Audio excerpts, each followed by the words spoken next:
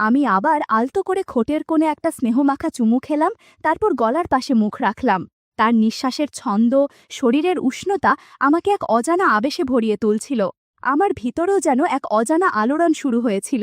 আমার যখন ১১ বছর বয়স, তখন কাকাতো বোন তুলি জন্মায়। কাকা তখন সৌদিতে থাকতেন, আর আমরা দাদা দাদির বাড়িতে একসাথে থাকতাম। দাদার ছিল ২ ছেলে আর ১ মেয়ে। কাকার প্রবাস জীবন ছিল দীর্ঘ, প্রায় ১৬ বছর। দেশে ফিরতেন ২ বছর পরপর।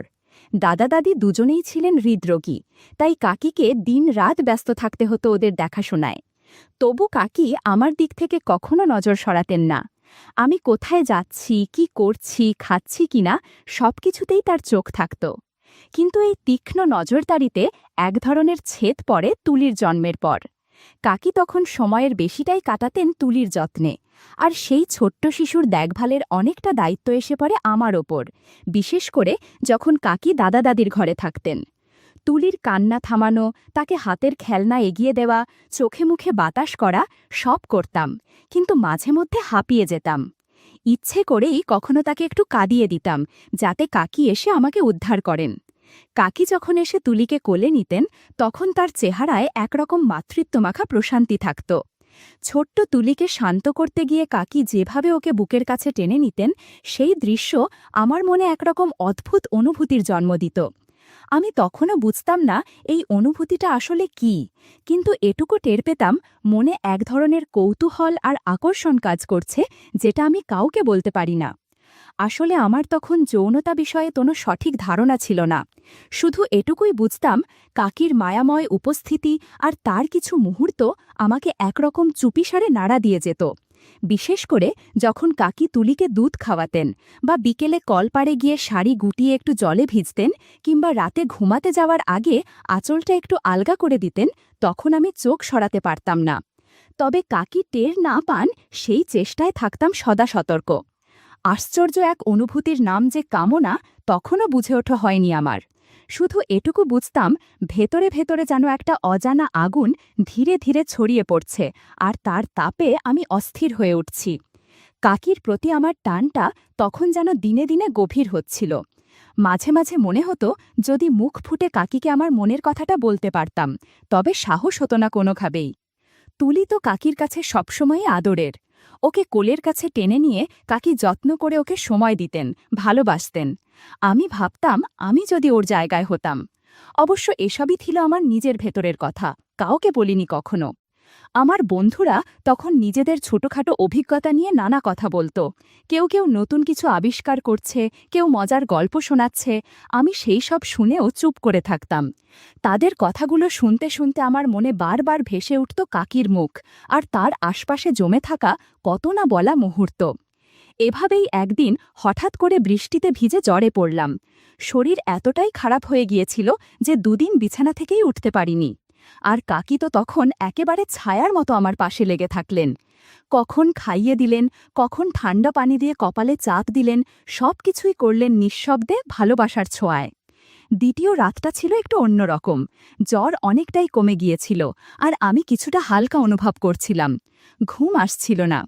পাশ ফিরে শুয়ে যখন আমি কাকির দিকে তাকালাম, তখন এক অদ্ভুত অনুভূতিতে মনটা কেমন যেন হালকা কাঁপছিল। কাকি হয়তো তখনও তুলিকে খাইয়ে ঘুমিয়েছিলেন, তাই ক্লান্ত মুখে একপাশে ঘুমিয়েছিলেন। আমি চুপচাপ তাকিয়েছিলাম তার দিকে।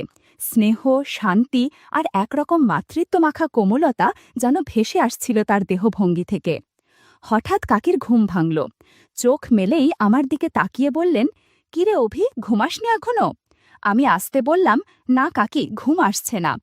তিনি আমার কপালে হাত রাখলেন, তারপর একটু চিন্তিত কণ্ঠে বললেন, উফ, যা ভয় পাইয়েছিলি, এখন একটু ভালো লাগছে তো? এত দুর্বল, একটু ধাক্কা খেলেই কাবু হয়ে যাস। তোর আসলে মেয়ে হয়ে জন্মানো উচিত ছিল। আমি হেসে ফেললাম। কাকিও হাসলেন, তারপর বললেন, আয়, আমি তোর মাথায় হাত বুলিয়ে দিই, তারপর চোখ বন্ধ করে ঘুমো।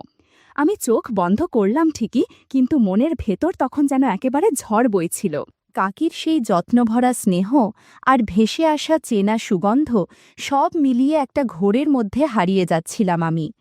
ঘরের মৃদু আলোয় আমি শুধু টের পাচ্ছিলাম, এই মায়ামাখা উপস্থিতি আমার মনে কি অদ্ভুত দোলা দিয়ে যাচ্ছে। বেশ কিছুক্ষণ নিস্তব্ধ থাকার পর হঠাৎ কাকির গলা শুনলাম, হালকা গম্ভীর কিন্তু পরিচিত কোমল স্বরে। কিরে অভি, এখনো ঘুমাসনি? আমি চমকে তাকালাম, দেখি কাকি আমার দিকেই তাকিয়ে, চোখে একরকম প্রশ্ন, আবার একরকম মায়াও। আমি আস্তে বললাম, ঘুম আসছে না কাকি? কাকি মাথা নেড়ে বললেন, নিশ্চয়ই পেট খালি বলেই ঘুম আসছে না, রাতে তো কিছুই খাসনি, এক কাজ করি, একটু কিছু এনে দিই? আমি মাথা নেড়ে বললাম, না কাকি, এখন খেতে ইচ্ছে করছে না। তিনি আবারও বললেন, না খেলে চলবে, শরীরে বল পাবি না, এমনিতেই কদিন ধরে কিচ্ছু খাস না, তাহলে এক গ্লাস দুধ গরম করে দিই? আমি থেমে থেকে বললাম, দুধ খাবো, তবে একটা শর্তে। কাকি একটু অবাক হয়ে জিজ্ঞেস করলেন, মানে? আমি নিচু গলায় বললাম, তুলি যেভাবে খায় আমিও সেভাবে খেতে চাই কাকি।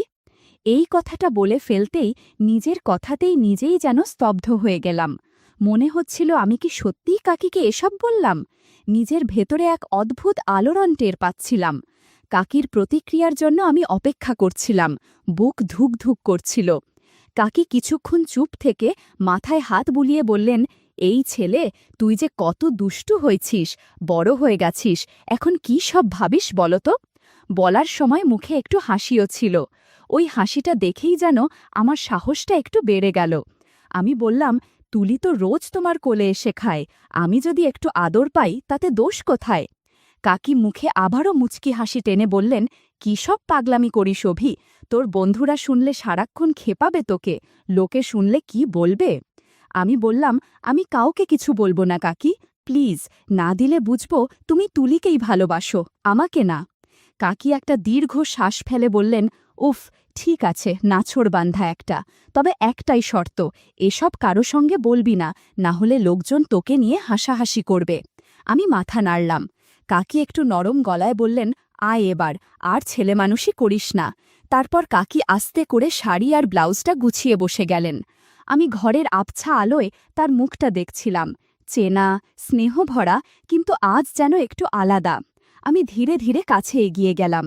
কাকি মাথায় হাত বুলিয়ে দিতে দিতে বললেন, এই ছেলে, এত অবাক হয়ে দেখছিস কেন? কোলের আদর পেতে তো সব বাচ্চাই চায়।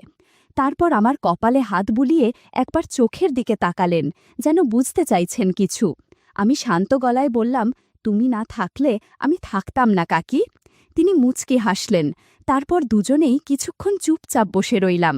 বাইরের অঝোর বৃষ্টির শব্দে ঘরটা আরও নিঃশব্দ হয়ে উঠেছিল। কাকির চোখে মুখে মায়ার ছায়া, আমার চোখে একটা চুপচাপ অপেক্ষা।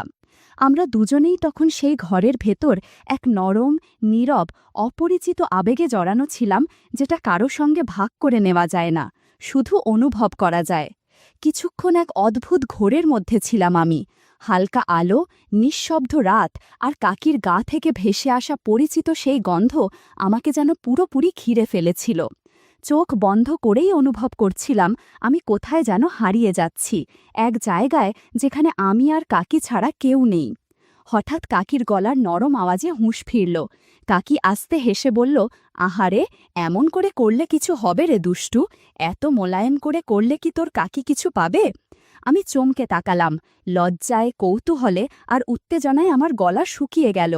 কাকি আবারও বলল, আয়, আমি যেমন বলি তেমন করে চেষ্টা কর, দেখবি কেমন আরাম লাগবে। তারপর কাকি নিজেই সামান্য সামলে নিয়ে বলল, এইভাবে নয় রে পাগল, একটু জোরে কর, তবেই না আদরটা টের পাওয়া যায়। আমি চুপচাপ কাকির কথা মতো করছিলাম। ওর গলার টোনে তখন একরকম প্রশ্রয় আর আশ্চর্য রকমের কোমলতা ছিল। আমার শরীর তখনও কাঁপছিল, কিন্তু মনটা কেমন শান্ত লাগছিল। কিছুক্ষণের মধ্যে আমি পুরোপুরি সেই মুহূর্তে ডুবে গেলাম। আশেপাশে কিছুই টের পাচ্ছিলাম না, শুধু মনে হচ্ছিল কাকির প্রতি এই যে ভালোবাসা, আদর আর একরকম চেপে রাখা অনুভূতি, সেটা যেন এক এক করে খুলে যাচ্ছে আমার ভেতর থেকে। আমি মাথা তুলে কাকির দিকে তাকালাম। দেখলাম কাকি চোখে মায়াভরা একটা দৃষ্টি নিয়ে আমার দিকেই তাকিয়ে আছে। তার এক হাত আমার মাথার ওপর ধীরে ধীরে চুলে বিলি কাটছে। আমাদের চোখাচোখি হতেই কাকি মৃদু হাসল, তারপর নিঃশ্বাস ফেলে বলল, উফ, দুষ্টু ছেলে একটা, সব ভালো জিনিস তোদেরই চাই। আমি লজ্জায় মাথা নিচু করে বললাম, তোমাকে ব্যথা তো লাগেনি কাকি? কাকি একটু চুপ করে থেকে বলল, না রে পাগল, তোকে আদর দিতে আমার কখনো কষ্ট হয় না। বরং তুই যখন আমার এত কাছাকাছি থাকিস তখন মনটা শান্ত লাগে। তারপর কাকি নিজেই আমাকে জড়িয়ে ধরে বলল, আর একটু খাবে? থাকলে দিতাম তো। আমি বললাম, খেতে চাই খুব। কাকি তখন একটু হেসে পাশ ফিরল, বলল, আচ্ছা দেখি শেষটুকুতে কিছু মজুদ আছে কি না। তারপর কাকি নিজেই ধীরে ধীরে আমাকে কাছে টেনে নিল। আমি কোনো কিছু না ভেবেই চুপ করে রইলাম। কাকি চোখ বন্ধ করে নীরবে আমার মাথায় হাত বুলিয়ে যাচ্ছিল, যেন এক আশ্রয়ের মতো করে। কাকি কিছু বলল না, শুধু আমার মাথাটা টেনে নিজের বুকে চেপে ধরল আরও শক্ত করে। আমি ওর গায়ের সঙ্গে মুখ ঠেকিয়েছিলাম, নিঃশ্বাস বন্ধ করে। একটা গা ছমছমে উষ্ণতা যেন ছড়িয়ে পড়ছিল আমাদের দুজনের মাঝে। তার গায়ের সেই নরম শান্ত গন্ধ আমাকে অস্থির করে তুলছিল। বুকের কাছটায় মুখ রাখতেই মনে হলো এটাই বুঝি ওর সবথেকে নরম আর সংবেদনশীল জায়গা। পরে একদিন কাকি হেসে বলেছিল, সব মেয়ের একটা জায়গা থাকে যেটায় কেউ আদর দিলে মনের জোর টলে যায়, আমারটা বোধহয় এটাই।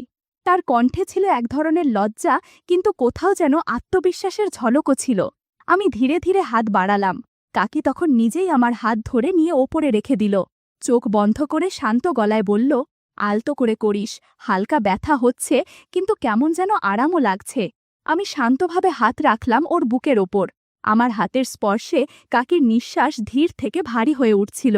ও কখনো চোখ বন্ধ করেছিল, আবার হঠাৎ নিচু গলায় বলছিল, একটু চাপ দিলে ভালো লাগে রে, দাঁড়া একটু বুঝে কর। আমি থেমে না থেকে ওর শরীরের প্রতিক্রিয়া বুঝতে চেষ্টা করছিলাম। তারপর একটু উঠে বসে ওর মুখের দিকে তাকালাম। সে তখন একরাশ হাসি নিয়ে বলল, একটু ওপর আয়, তোকে একটু জোরে জড়িয়ে ধরতে চাই। তার নিঃশ্বাস তখন কাঁপছিল, মুখে কিছু বলার চেষ্টা করেও থেমে যাচ্ছিল বারবার। আমি বুঝতে পারছিলাম এই মুহূর্তে আমাদের মধ্যে কোনো সম্পর্কের লজ্জা নেই, নেই সমাজের বাধাধরা নিয়ম। শুধু ছিল এক অদ্ভুত নরম টান, শরীরের ভাষায় লেখা এক গভীর অনুভব। আমি আমার ভিতরের সব দ্বিধা সরিয়ে কাকিকে খুব যত্ন করে জড়িয়ে ধরেছিলাম। কাকিও নড়ল মা, বরং চোখ বন্ধ করে পড়ে রইল শান্তভাবে। মাঝে মাঝে কেঁপে উঠছিল, ঠোঁট কাঁপছিল, আর নিঃশ্বাসে যেন বলছিল, থামিস না অভি। কাকির ইশারাতেই আমি একটু এগিয়ে গেলাম, আর তার ঠোঁটের পাশে একটুখানি স্নেহভরা স্পর্শ রেখে দিলাম। কাকি আমার মুখের দিকে তাকিয়ে মৃদু স্বরে বলল, আরও কাছে আয়, আর একটু। আমি তাকে আলতো করে জড়িয়ে ধরলাম।